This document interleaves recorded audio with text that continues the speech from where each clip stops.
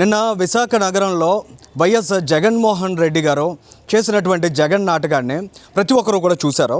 నిజంగా జగన్మోహన్ రెడ్డి ఎంత అమానవీయంగా ఆలోచిస్తున్నారనేది చాలా స్పష్టంగా అర్థమైందండి. ప్రస్తుతం పలాస టౌన్లో ఉన్నామండి. ఇక్కడ పశువుల కాపరి, గొర్రెల కాపరి ఎవరైతే దానయ్య ఉన్నారో, దుబ్బా దానయ్య, ఆయన ఇంటి దగ్గరికి వచ్చాం. ఎంత కడు పేదరికంలో ఉన్నటువంటి కుటుంబం అది. వారికి ఏ విధమైనటువంటి అవగాహన లేదు, పూర్తి స్థాయి పేదరికంలో ఉన్నటువంటి పరిస్థితి. అటువంటి కుటుంబానికి సంబంధించి ఎంత దారుణంగా జగన్మోహన్ రెడ్డి కనీస మానవత్వం లేకుండా నన్ను మాట్లాడారు. 18 ఏళ్ల కుర్రాడు రోడ్డు ప్రమాదం చేస్తే అందులో ఏమీ తప్పు లేదు, దాని మీద కేసులు నమోదు చేయకూడదు, తెలుసో తెలియకో కర్మ కొద్దీ అన్న మాటను జగన్మోహన్ రెడ్డి మాట్లాడడం ద్వారా తనకి తన రాజకీయ పార్టీ, రాజకీయ ప్రయోజనాలు తప్ప ఇంకేమీ ముఖ్యం కాదనే విషయం మాత్రం చాలా స్పష్టంగా అర్థమైంది. ఇక్కడికి వచ్చిన తర్వాత ఇక్కడ క్షేత్రస్థాయి పరిస్థితిని ఒకసారి చూసిన తర్వాత చిన్న పిల్లలు, 2 పిల్లలు, కనీసం 2-3 సంవత్సరాల వయసు ఉన్నటువంటి పిల్లలు, అందులో చిన్న పిల్లాడు ఎవరైతే ఉన్నారో ప్రస్తుతం మనం అక్కడ విజువల్స్లో చూడొచ్చు. ఆ పిల్లాడు ఏడుస్తున్నటువంటి పిల్లాడు జ్వరంతో బాధపడుతున్నాడు. ఆ పిల్లాడికి బ్రెడ్ తీసుకురావడానికని ఆ తండ్రి, గొర్రెలు కాసుకునేటువంటి ఆ తండ్రి ఆ పిల్లాడి కోసం బ్రెడ్ పట్టుకుని వస్తూ ఉండగా బైక్ తోటి గుద్దేశాడు. సీదిరి అప్పలరాజు చిన్న కొడుకు, సీదిరి ఆరవ్. ఆ తర్వాత ఏం చేయాలి? బాధ్యత కలిగినటువంటి నాయకుడిగా సీదిరి అప్పలరాజుకి సమాచారం తెలిసిన తర్వాత ఆయన ఏ విధంగా స్పందించాలి?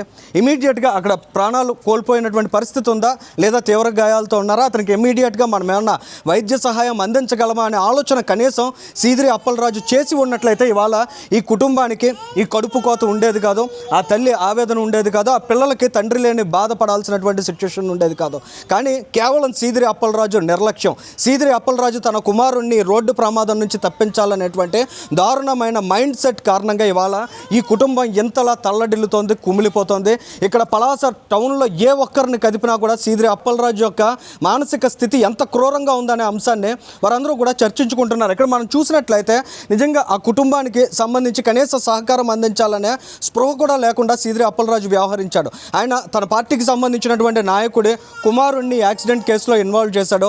ఆ తర్వాత ఆయన ఆలోచనలు ఏ విధంగా ఉన్నాయనేది ఒకసారి మీరు గమనించినట్లయితే కొడుకుని తప్పించాడు, సరే, ఆ ప్లేస్లో వేరొక వ్యక్తిని ప్రమేయం ఉన్నట్లుగా చూపించే ప్రయత్నాన్ని చేశాడు. కనీసం ఈ కుటుంబానికి ఏదైనా న్యాయం చేయాలన్న ఆలోచన ఉండాలి కదా. ఇక్కడ మనకు కనిపిస్తున్న ఈ 2 చిన్నారులు ఎవరైతే ఉన్నారో ఈ పిల్లలకి ఒక్కొక్కరి పేరు మీద ₹1,00,000 ఇస్తామని ఎవరైతే ఆ యువకుడిని ఇన్వాల్వ్ చేశారో అందులో ఆయన తండ్రి గారు సెటిల్మెంట్కి వచ్చారు. అంటే ఎంత కక్కుర్తిగా వాళ్ళు వ్యవహరించారు. అరే, తమ నిర్లక్ష్యం కారణంగా ఒక కుటుంబం తమ కుటుంబ పెద్దను కోల్పోయింది, ఒక కుటుంబం ఆధారాన్ని కోల్పోయింది, తమకు జీవనోపాధి ఏ విధంగా లేనటువంటి కుటుంబం అది అనేటువంటి బాధ్యత ఏమాత్రం లేకుండా అంత నిర్లక్ష్యంగా, అంత కక్కుర్తిగా ఆయన వ్యవహరించాడు. నిజంగా సీదిరి అప్పలరాజు ఆ విధమైనటువంటి మైండ్ సెట్ ఉన్నటువంటి నాయకుడు కాబట్టి వైఎస్ఆర్ కాంగ్రెస్ పార్టీలో ఉన్నాడని భావించాలి. వైఎస్ జగన్మోహన్ రెడ్డి గారు కూడా కనీసం ఈ తరహా కుటుంబాన్ని పరామర్శించడానికి రావాలి, వీరికి మనోధైర్యం కల్పించే ప్రయత్నాన్ని చేయాలి. తమ నాయకుడి వలన నష్టపోయినటువంటి కుటుంబం కాబట్టి వీరికి ఏదైనా తన వంతు ఆర్థిక సహకారం అందించగలమా అనేటువంటి అంశాలనైనా పరిశీలించే ప్రయత్నం చేయాలి. కానీ జగన్మోహన్ రెడ్డి గారు అటువంటి ఆలోచన చేయకపోగా కర్మ కొద్దీ పాపం 18 సంవత్సరాల యువకుడు రోడ్డు ప్రమాదం చేస్తే ఈయన చనిపోయాడంట. మరి ఎవరి కర్మ అనేది ఖచ్చితంగా జగన్మోహన్ రెడ్డి లాంటి వాళ్ళు ఆలోచించాలి. ఇంటి లోపలికి వెళ్తే ఎంత నిరుపేద స్థితిలో ఆ కుటుంబం ఉందనేది చాలా స్పష్టంగా అర్థమవుతుంది. ఇవాళ కూటమి ప్రభుత్వం కఠినంగా వ్యవహరించాల్సిన అవసరం ఉంది. అటు సీదిరి అప్పలరాజుతో పాటు ఆయన కుమారుడి మీద కూడా కఠినంగా వ్యవహరించాల్సిన బాధ్యత ఉంది. కేసును తప్పుదోవ పట్టించడమే కాదు, సకాలంలో వైద్యం అందించక ఈ కుటుంబాన్ని ఇవాళ రోడ్డున పడేసినటువంటి దుస్థితిని కూడా చూస్తున్నాం. మనం వారి తల్లితో మాట్లాడి తెలుసుకుందాం, ఆయన సతీమణితో మాట్లాడదాం, ఆ పిల్లల యొక్క బాధను కూడా అర్థం చేసుకునే ప్రయత్నం చేద్దాం. మా జీవే పోయింది. మాకు అవులు పేస్తారు, అవులు వస్తారు, మాకు అవులు చేస్తారు. మా కాడికి ఆ యాక్సిడెంట్ చేసిన వాళ్ళు రాలేదు, మాకు అవులు రాలేదు. నా పెద్ద మనుషులు, నా ఊర్లో ఉన్న గ్రామం, నా జాతి నీతి వచ్చినారు, నా గొల్లోలే వచ్చినారు, కానీ నా కాడికి కౌలు రాలేదు. ఇంతవరకు నా కౌలు న్యాయం చేయలేదు. నేను ఇంకేటి చెప్తాను. కాదు, ఇప్పుడు జగన్మోహన్ రెడ్డి తెలుసా మీకు? తెలుసు. ఆయన నన్ను వచ్చి 18 ఏళ్ల కుర్రాడు కర్మ కొద్దీ గుద్దేశాడు, అయితే ఏమవుతుంది, అలా కేసులు పెట్టి కక్ష సాధిస్తారా అంటున్నాడు. ఇవాళ మీ బాధను చూసా నేను, అంటే చిన్నపిల్లలు, 2 పిల్లలు, ఆ తల్లి బాధను చూశాను, ఎలా తమ భవిష్యత్తు అనేటువంటి ఆందోళనతో ఉన్నారో. మరి మీరు తల్లిగా ఏం చెప్తారు? జగన్ లాంటి వాళ్ళు ఇలాంటి మాటలు మాట్లాడితే మాట్లాడితే వాళ్ళకి డబ్బు దానం ఉన్నదని వాళ్ళు గుద్దేనారు, నా ఇల్లు తీసేనారు. నా ఇల్లు తీసి అలుపు లోపు నుంచి బయటికి రాలేదు. ఆడి పిల్లడి కూడా పట్టుకొని వెళ్ళిపోయినాడు. నా పిల్లడికి ఆ రోడ్డు మీద వదిలేండి పచ్చిలాగా. ఎవరో చూసి నా మనుషులకు ఫోన్ చేసినారు. నా మనుషులు వెళ్ళి ఆదుకున్నారు. నా మనుషులే లేకపోతే మేము అక్కడే ఈడిపోతలు అయిపోతాము. మాకు తెలియదు. నా పిల్లడు అక్కడ ఈడిపోతలు అయిపోతాడు, కొంప అయిపోతాడు. ఆడి ఇంట్లో ఆడి పిల్లడు ఆడు ఉండుందుడు. ఆడు డబ్బు ఉన్నది, పదవి ఉన్నది. మాకు పదవి లేదు, మాకు బలం లేదు. మాకు మేమేడు చేయాలి? ఇంకా మేము అవులు పట్టి బతకలా. అక్కడికే అన్నాడట, నేను ₹1,50,000 ఇస్తాను, పాసి పనులు నా ఇంట్లో చేస్తుంది, నా కోడలకు తోలమన్నాడు. ఇక్కడ కాదు, మా ఇంటికి వచ్చి కాదు, ఎక్కడో అన్నాడు. ఎక్కడో అంటే నా కోళ్ళ కాడింటికి నా తనువు పోంగొట్టావు, నా జీవికి పోంగొట్టావు. నా కోళ్ళకి నీ ఇంటికి పాసి పనులు తోలలా? నువ్వు అంత డబ్బు గలడు అయితే నీకు అవులేడు చేయలేరా? నీకు పదవి ఉన్నదని నీకు ఏడు చేయలేము మేము. నిజమే, మేము చేయలేము. మాకు సరైన వాళ్ళు దొరికినారు కాబట్టి, మా సరైన వాళ్ళు కంటలు పడ్డది కాబట్టి మేము ఏ బాధపడినా పడతాం. ఇక్కడ అంటే మీ కొడుకుని రోడ్డు ప్రమాదంలో ఆ ప్రాణాలు కోల్పోతే కనీస బాధ్యత లేకుండా ₹1,00,000 పడేస్తాం, పాసి పని చేయండి అన్నారా? పాసి పని మా ఇంటికి చేయమను ఆడి భార్యకి. ఆడింటి పని పాసి పని చేస్తే మేము ఇస్తాడా మాకు డబ్బులు? ఇలాంటి వాళ్ళ గురించి ఏంటి అసలు ఏం చెప్తారంటే, ఇలాంటి మనుషులు ఉన్నటువంటి సమాజంలో ఉన్నాం మనం. ఇవాళ ఎంత అన్యాయం జరిగింది మీకు, కనీసం ఏ ఒక్కరికి కనీస బాధ లేదు వాళ్ళకి. వాళ్ళకి బాధ లేదు. వాళ్ళకి ఆయనకి బాధ ఉంటుంది. వాళ్ళకి డబ్బు ఉన్నది, పదవి ఉన్నది, పలుకుబడి ఉన్నది. మాకేటి ఉన్నది? మాకు ఆస్తులు లేవు, అంగులు లేవు. మేము కూలి చేసుకొని బతికిన వాళ్ళము. ఈ ₹10 కూలి చేసుకుంటాం. ఈ పొద్దు నేనే బడ్డీకి వెళ్తాను అనుకో, బడ్డీకి వెళ్తే ఆడి కొడుకు మళ్ళీ తోలమని కుమ్మించాము. మరి అలా నేను చచ్చిపోతాను, నాతో నా కోడలు నా కొడుకు మనవలు కూడా చచ్చిపోతాను. అడిగి బెజారు ఉండదు. మరి నీ మనవల్ల భవిష్యత్తును ఆలోచిస్తే ఎలా భయంగా ఉంటుందమ్మా ఇప్పుడు వాళ్ళ నీ కొడుకు లేకుండా? నా కొడుకు లేకుంటే వాళ్ళు ఎనం భరిస్తారు, ఎనం బతుకుతారు బాబు. ₹1 పెంచినోడు లేకపోతే ఎలం బతుకుతారు ఆ పిల్లలు తల్లి? వాళ్ళు ఎనం బతుకుతారు. వాళ్ళ భవిష్యత్తు తౌలు చూపెడతారు. తండ్రి ఉంటే ఇప్పుడు ఒక కూరకు ఉంటే తెస్తాడు, నలుగురు తల్లి పిల్లలు తింటారు. ఇప్పుడు 4 తల్లి పిల్లలు తిని తెల్లారు వేసాడు మందకి వెళ్తాడు. మంద నుంచి ఒక 1 బియ్యం తెస్తాడు. ఆ 1 బియ్యం పిల్లంకి ఇస్తాడు, ఉడకబెట్టుకుంటుంది. రేపు ఆ 1 బియ్యం తెచ్చి కదా ఉడకబెడుతుంది. ఈ పొద్దు అవుడిస్తాడు. 4 రోజులు అయింది నా కోడలకి నా మనవాళ్ళకి అవులాడుతున్నారు.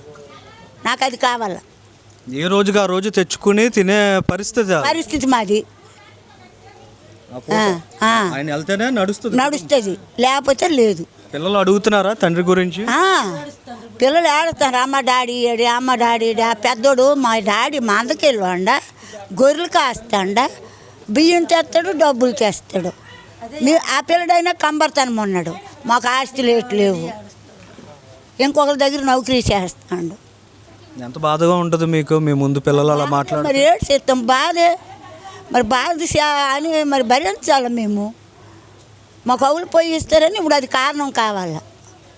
శుభ్రంగా ఉన్న కొడుకునే మీరు కోల్పోయారు ఒకరి నిర్లక్ష్యం కారణంగా. మరి కోల్పోయాను. మంచిగా రేతులు నా ఇంటికాడికి వచ్చినట్టు తిన్నాడు. తినేసి నాకు ₹50 ఇవ్వమంటే ఇచ్చినాను. ఇచ్చి ఆ తెల్లారులు వేసే నాకు మరి కనబడలేదు. నా కొడుకు మా అన్నకి వెళ్ళిపోయినాడు. మా అన్న నుంచి వచ్చి ఈ గ్యాపాటు జరిగిపోయింది. అది జరిగిందని మాకు తేలి మేము ఏడు చెయ్యాల. అంతే, అదే చివరిసారి మీరు చూడండి. అది ఆ రేటులే చూడడం చివరిసారి. 50 ఇవ్వమంటే 50 ఇచ్చినాను. ఆ 50 ఆడి కొడుక్కి రొట్టు కొనుక్కున్నాడో ఏడు కొనుక్కున్నాడో నాకు తెలియదు. నా కొడుక్కి ఏటని కొనుక్కుంటాను. అమ్మ ఇవ్వమంటే ₹50 నాకు అడుగుని ఇచ్చినాను. ఆ ₹50 బెడ తెచ్చినాడో రసకులు తెచ్చినాడో ఏడు తెచ్చినాడో నాకు మరి వెనుక లేదు. ఆ రేట్లు 11 గంటలకు నాకు చెప్పినారు. నాకు అవగాహన నాకు చెప్పలేదు. నేనేటి అయిపోతున్నాను. నేనే ఏడ్చుకొని కూకుంటాను. అందరూ కూలిపోరా. నేను కూడా ఎన్ని రోజులు ఏడుస్తాను? నాకేటి బలం ఉన్నది? నా లావులాలు తీసేనాడు నా కొడుకు. ఆడితేనే నా బలము. నా బలమే తీసుకున్నాడు. నేను ఇంకేటి చెప్తాను?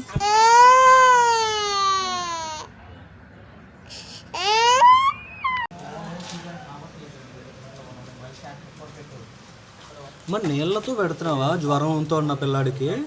ఏడు చేస్తాను. నా పరిస్థితి అనగా చేస్తాడు మా ఆయన. ఏడు చేస్తాడు.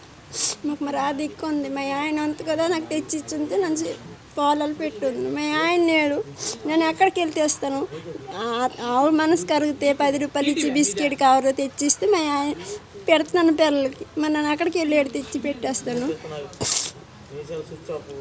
కాదమ్మా పాలకు కూడా డబ్బులు లేవా? బిస్కెట్ కూడా పిల్లలు ఏడుస్తుంది అక్కడ 5 రూపాయలు కూడా నేవా పాలు అక్కడ తెచ్చి పెట్టేస్తాను. అలాంటి పరిస్థితిలో ఇవాళ మీ ఆయన్ని కోల్పోయారు కదా. జ్వరంతో ఉన్న పిల్లాడు, జ్వరం పిల్లడు ఏమ్మా మరి ఏంటి అసలు పిల్లల భవిష్యత్తు మీద ఏంటి మీకు ఉన్న నమ్మకం? ఇప్పుడు మాకు మరి ఏం నమ్మకం లేదు. మా ఆయన చనిపోయినారు కదా, మా అమ్మలు కూలి చనిపోయిన మాటే కానీ మరి మాకు ఆ దిక్కునేది, మాకు ఆ ఆసర లేదు. మరి 5 రోజులు అయిపోయింది, మరి 5 రోజులు పోతుంది. నా పిల్లలు నన్ను చనిపోయిన మాటే కానీ మాకు మరి ఆ దిక్కు ఉన్నాడు, మాకు ఆ దిక్కునేది కదా. డాడీ ఏడి అని మాటకి గుర్తు పెడుతున్నాడు. చిన్నోడే పెద్దోడు ఇంకెక్కువనే, చిన్నోడే వేగాడుతున్నాడు. ఆ డాడీకి కనిపించక అమ్మ డాడీ వచ్చాడని ఇటు చూస్తాడు అటు చూస్తాడు. ఆ రోజు నిజంగా సమయానికి వైద్యం అందించుంటే మీ ఆయన బతికొచ్చేవాడు అన్న ఆశ ఉందా మీకు?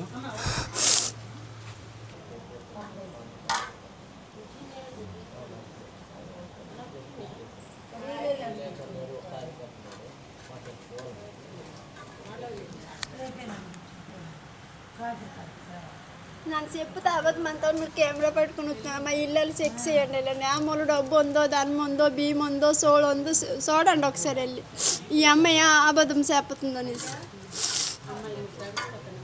ఏం చెక్ చేస్తావమ్మా, తెలియట్లేదా మీ పరిస్థితి చూస్తే? జ్వరంతో ఉన్న పిల్లాడికి కనీసం పాలు పట్టడానికి కూడా డబ్బులు లేని పరిస్థితి సిచ్యువేషన్లో ఉన్నారు మీరు.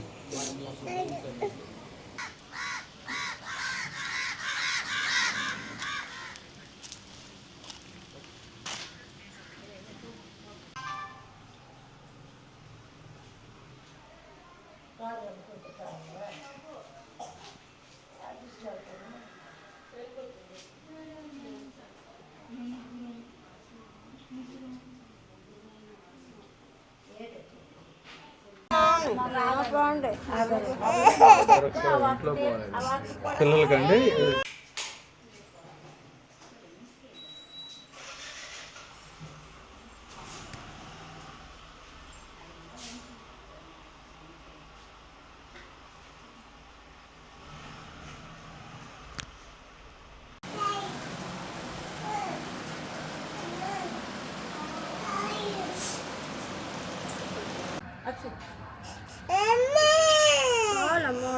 అయిపోయింది.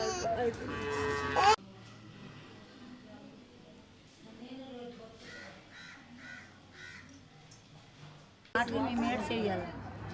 ఇప్పుడు మాకు కష్టం వచ్చినా చూసిన దిక్కు లేదు, మరి మాకు మరి చూసిన దిక్కు లేదు.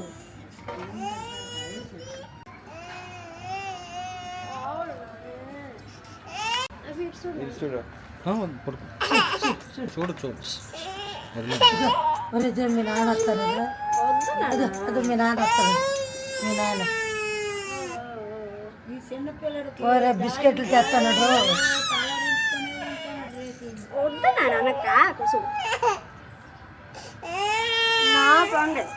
అమ్మ చూడు ఆవు వచ్చింది, ఆవు ఆవు ఆవు